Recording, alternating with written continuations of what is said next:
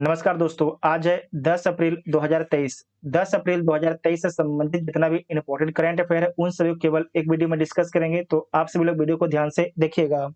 इसका पीडीएफ के लिए आप टेलीग्राम ग्रुप ज्वाइन कर सकते हैं, जिसका लिंक आपको डिस्क्रिप्शन में दिया गया है। तो आइए देखते हैं पहला क्वेश्चन।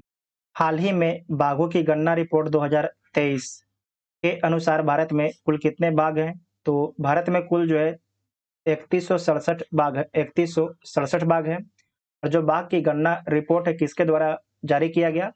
तो प्रधानमंत्री मोदी जी के द्वारा जारी किया गया बांदीपुर टाइगर रिजर्व में, ठीक है। जो बांदीपुर टाइगर रिजर्व है ये कहाँ पर है? तो कर्नाटक राज्य में है, कर्नाटक राज्य में है। उसके बाद समझिएगा कि 2006 में भारत में कुल 1411 बाघ था, 2010 में 1706 बाघ, 2014 में 2226 बाघ, 2028 में 2967 बाघ, 2022 में 3167 बाघ है, ठीक है। यहाँ पर ध्यान रखिएगा कि 2018 से 2022 के दौरान कुल बाघों की संख्या में कितना वृद्धि हुआ? तो 200 का आपकी वृद्धि होता है। परसेंटेज में कितना हो जाएगा? तो 6.7% हो जाएगा। ये जो बाघ रिपोर्ट है कितने वर्षों में जारी किया जाता है? तो हर 4 वर्षों में जारी किया जाता है, हर 4 वर्षों में जारी किया जाता है। प्रोजेक्ट टाइगर क्या है? तो प्रोजेक्ट टाइगर जो 1973 में लॉन्च किया गया था। जो टाइगर है, जो अब बाघ है, इसकी आबादी को बढ़ाने के लिए 2023 में जो है इसका 50 वर्ष पूरा हो गया। इसे नोट कीजिएगा, इम्पोर्टेंट पॉइंट है। जो प्रोजेक्ट टाइगर है इसका 2023 में जो है 50 वर्ष पूरा हो गया है। उसके बाद जो बांदीपुर टाइगर रिजर्व है ये आपके कर्नाटक में स्थित है, ये आपके कर्नाटक है। कर्नाटक की सीमा गोवा, महाराष्ट्र, तेलंगाना, आंध्र प्रदेश, तमिलनाडु, केरल राज्यों से लगता है। जो कर्नाटक है इसकी राजधानी बेंगलुरु है। मुख्यमंत्री बसवराज बोम्मई हैं। राज्यपाल थावर चंद गहलोत हैं। लोकसभा में कितने सीट है? तो 28 सीट है। राज्यसभा में 12 सीट है और विधानसभा आपके 224 सीट है, ठीक है, 224 सीट है। उसके बाद आपको याद रखना है कि पूरे भारत में जो 6 राज्यों में विधान परिषद है। कौन-कौन से राज्यों में? बिहार, उत्तर प्रदेश, महाराष्ट्र, कर्नाटक, तेलंगाना और आंध्र प्रदेश में, ठीक है, आंध्र प्रदेश में। नेक्स्ट पॉइंट है कि काजीरंगा राष्ट्रीय उद्यान में गज उत्सव 2023 का उद्घाटन किसके द्वारा किया गया है? तो जो गज उत्सव 2022 है इसका उद्घाटन द्रौपदी मुर्मू जी के द्वारा किया गया है। द्रौपदी मुर्मू भारत के 15वें राष्ट्रपति हैं, भारत के 15वें राष्ट्रपति हैं। इसे नोट कीजिएगा, इंपॉर्टेंट पॉइंट है।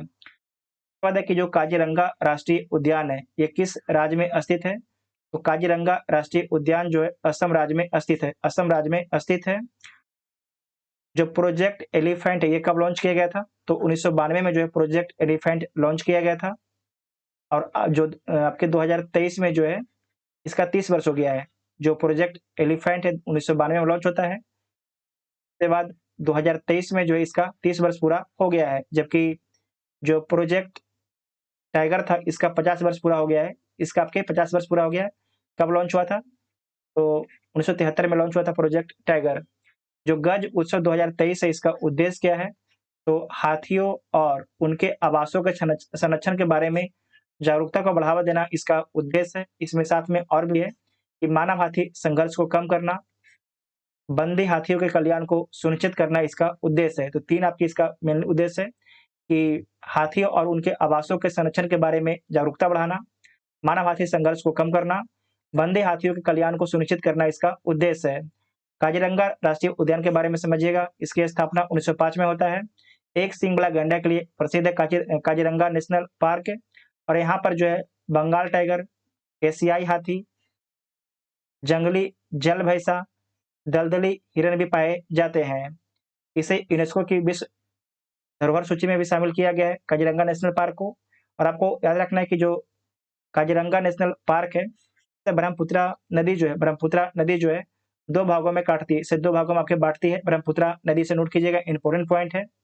उसके बाद है कि डिब्रू-सैखोवा, ओरांग और मानस ये कहाँ पर है? तो असम राज्य में स्थित है, ठीक है, इसे नोट कीजिएगा, इम्पोर्टेंट पॉइंट है। जो असम राज्य है इसकी सीमा अरुणाचल प्रदेश, नागालैंड, मणिपुर, मिजोरम, त्रिपुरा, मेघालय और पश्चिम बंगाल से लगता है। देश में आपके भूटान और बांग्लादेश से सीमा लगता है, ठीक है। बांग्लादेश और भूटान से सीमा लगता है यहाँ पर, ये आपके असम है। असम की राजधानी दिसपुर है। मुख्यमंत्री हेमंत बिस्व शर्मा है। राज्यपाल गुलाब चंद्र कटारिया हैं। लोकसभा में 14 सीट, राज्यसभा में 7 सीट, विधानसभा में 126 सीट है। हाल ही में किस यूरोपीय शहर में ई स्कूटर पर प्रतिबंध लगाया गया है? तो किस शहर में लगाया गया है? पेरिस शहर में प्रतिबंध लगाया गया है। कारण क्या है? क्योंकि जो ई स्कूटर है इससे बहुत ही ज़्यादा एक्सीडेंट हो रहा था, इसीलिए इस पर प्रतिबंध लगा दिया गया है। यहाँ पर एक जनमत संग्रह कराया गया और उसमें इसे बैन करने के पक्ष में वोटिंग किया गया है। लंदन है कहाँ की राजधानी है? तो ब्रिटेन की राजधानी आपकी लंदन है। पेरिस फ्रांस की राजधानी है और आपको ध्यान रखना है कि सीन नदी किनारे स्थित है, जबकि जो लंदन है वो आपके टेम्स नदी किनारे स्थित है। मैड्रिड स्पेन की राजधानी है। लिस्बन पुर्तगाल की राजधानी है। पुर्तगाल की राजधानी आपकी लिस्बन है। ये आपके फ्रांस है, ठीक है, ये आपके फ्रांस है। यहाँ पर आपके पेरिस है और सीन नदी किनारे स्थित है पेरिस, इसे नोट कीजिएगा। भारत को लगातार छठे महीना सबसे बड़ा कच्चा तेल का आपूर्तिकर्ता देश कौन बन गया है?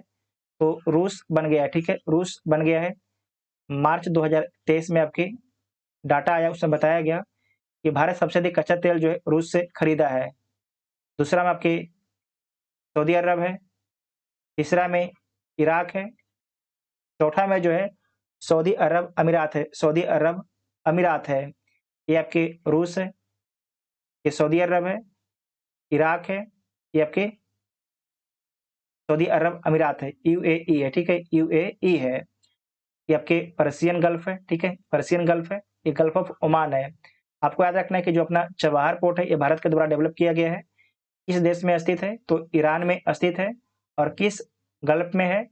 तो गल्फ ऑफ ओमान में है। गल्फ ऑफ ओमान में है। ये आपके रेड सी है। रेड सी की सीमा आपके सऊदी अरब और यमन से लगता है। इधर आपके इजिप्ट, सूडान, इरिट्रिया, जिबूती से लगता है, ठीक है। नेक्स्ट है कि भारत जो है किस देश से हेल फायर मिसाइल और MK-51 पनडुब्बी रोधी टारपीडो खरीदेगा? तो किस देश से खरीदेगा भारत? तो अमेरिका देश से खरीदेगा, ठीक है, अमेरिका देश से खरीदेगा। और इस पर खर्च टोटल आपके 2400 करोड़ रुपए पे खर्च आएगा। अमेरिका के राष्ट्रपति कौन है? तो जो बाइडेन है। जो बाइडेन अमेरिका के राष्ट्रपति हैं। उपराष्ट्रपति कमला हैरिस है। कमला हैरिस है। राजधानी वाशिंगटन डीसी है। नासा, नासा याद रखिएगा कि अमेरिका की स्पेस एजेंसी है जिसका हेडक्वार्टर वाशिंगटन डीसी है। वाशिंगटन डीसी आपके हेड क्वार्टर है, ठीक है। ये आपके जो है हेल फायर मिसाइल है। नेक्स्ट है कि नाडा के बारे में समझिएगा। नाडा ने जो है भारोत्तोलन संगीता चानू पर कितने वर्षों का प्रतिबंध लगाया है? नाडा जो है भारोत्तोलन वेट लिफ्टिंग संगीता चानू पर कितने वर्षों का प्रतिबंध लगाया है? तो 4 वर्षों का प्रतिबंध लगाया है, ठीक है। उसके बाद समझिएगा ये जो नाडा है, नाडा का फुल फॉर्म क्या होता है? तो नेशनल एंटी डोपिंग एजेंसी होता है। इसकी स्थापना जो है 24 नवंबर 2005 को होता है और इसका मुख्यालय नई दिल्ली में है। जो संगीता चानू है इनके द्वारा जो है कॉमनवेल्थ में 2 पदक जीता गया था। कॉमनवेल्थ गेम्स में जो है 2 पदक जीता गया था। और इन पर जो प्रतिबंध लगाया गया है, जो प्रतिबंध लगाया गया इसके पीछे नाडा कारण बताया कि जो संगीता चानू है अपना परफॉर्मेंस बढ़ाने के लिए इनके द्वारा जो है कुछ नशीला पदार्थ लिया गया था। कुछ जो है नशीला पदार्थ लिया गया था संगीता चानू के द्वारा, इसीलिए इन पर जो है 4 वर्षों का प्रतिबंध लगाया गया है। नेक्स्ट पॉइंट है कि हाल ही में किस देश ने बड़े निवेश को आकर्षित करने के लिए गोल्डन लाइसेंस जारी किया है? तो बड़ा निवेश किसे बोलेंगे? तो जो 500 लोगों को नौकरी दे, जो भी निवेश जो है 500 लोगों को नौकरी दे या 50 मिलियन डॉलर का निवेश हो, ठीक है, उसे बोलेंगे बड़ा निवेश। अब जो बड़ा निवेश करेगा उसे जो है गोल्डन लाइसेंस दिया जाएगा। किस देश में? तो बहरीन देश में दिया जाएगा। और जिस भी बिजनेसमैन को गोल्डन लाइसेंस मिलेगा उसे टैक्स में छूट मिलेगा, उसे जमीन आसानी से उपलब्ध होगा। जो प्रशासन है प्रशासन तक सीधा पहुँच होगा। जिस भी बिज़नेसमैन को गोल्डन लाइसेंस मिलेगा, ठीक है? ये आपके बहरीन है। बहरीन को मैप में देखिए, ये आपके बहरीन है। राजधानी मनामा है। राजा का नाम क्या है? तो हमद बिन ईसा अल खलीफा राजा का नाम है। क्राउन प्रिंस और प्रधानमंत्री का नाम क्या है? तो सलमान बिन अहमद अल खलीफा आपके प्रधानमंत्री और क्राउन प्रिंस का नाम है। इसे नोट कीजिएगा, important point. Automotive tyre manufacturing association ने किसे अध्यक्ष बनाया है? ऑटोमोटिव टायर मैन्युफैक्चरिंग एसोसिएशन ने जो है किसे अध्यक्ष बनाया है? तो अंशुमन सिंघानिया को बनाया है। अंशुमन सिंघानिया को जो है अध्यक्ष बनाया है। जबकि उपाध्यक्ष किसे बनाया है? तो उपाध्यक्ष है अर्नब बनर्जी को बनाया है। अर्नब बनर्जी को जो है उपाध्यक्ष बनाया है। अपोलो टायर्स, जेके टायर्स एंड इंडस्ट्रीज, सी सीईएटी, एमआरएफ, इन कंपनियों का प्रतिनिधित्व कौन करता है? तो एटीएमए करता है। एटीएमए करता है। ऑटोमोटिव टायर मैन्युफैक्चरर्स एसोसिएशन करता है, ठीक है? उसके बाद समझिएगा कि जो एस सोमनाथन के बारे में, ये इसरो के अध्यक्ष हैं। इसरो के अध्यक्ष हैं और जो इसरो है इसका हेडक्वार्टर कहाँ पर है? तो बेंगलुरु में हेडक्वार्टर है। बेंगलुरु में हेडक्वार्टर है। समीर बी कामत जो है डीआरडीओ के अध्यक्ष है। डीआरडीओ के अध्यक्ष है। इसका हेडक्वार्टर कहाँ पर है? तो नई दिल्ली में हेडक्वार्टर है। नई दिल्ली में जो है हेडक्वार्टर नई दिल्ली में है, ठीक है? इसे नोट कीजिएगा, इंपॉर्टेंट पॉइंट है।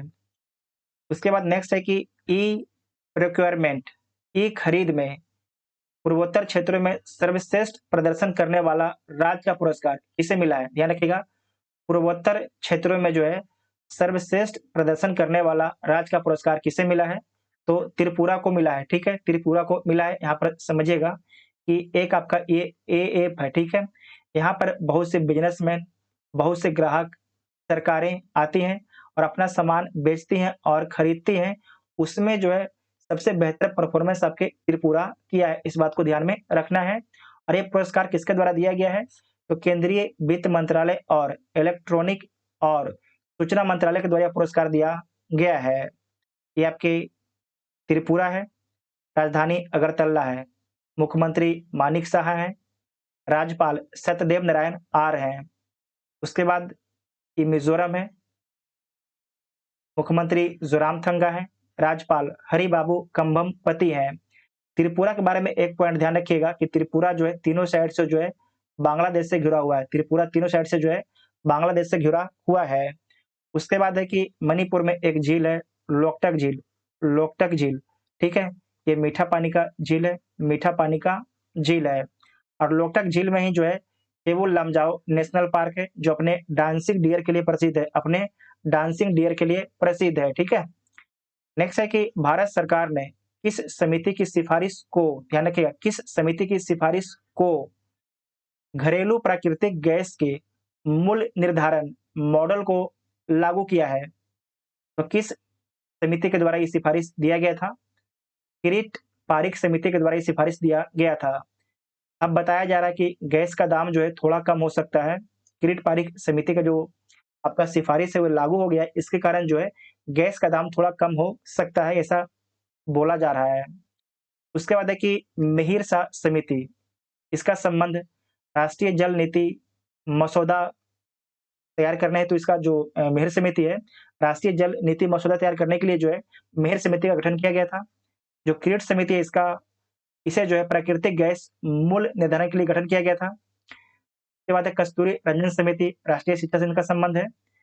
प्रदीप नंद्राजोग समिति, इनका संबंध है डिफॉल्टर से पैसा वसूलने के लिए प्रदीप नंद्रारोज समिति का गठन किया गया था, ठीक है? इतना आपको इंपॉर्टेंट पॉइंट याद रखना है। उसके बाद है कि पिछले वीडियो में पूछे गए प्रश्न का उत्तर देख लीजिए। क्वेश्चन क्या था कि पोलैंड का सर्वोच्च सम्मान order of the white eagle से किसे सम्मानित किया गया है? तो वोलोदिमीर ज़ेलेंस्की को सम्मानित किया गया है। इनके बारे में आपको ध्यान रखना है कि यूक्रेन के वर्तमान में राष्ट्रपति हैं। इस प्रश्न का उत्तर आप सभी को कमेंट बॉक्स में देना है, तो आप सभी लोग कमेंट बॉक्स में दीजिएगा। अगर वीडियो आप सभी को हेल्पफुल लगता है तो चैनल को सब्सक्राइब कीजिएगा और वीडियो अपने दोस्तों में शेयर जरूर कीजिएगा। Thank you.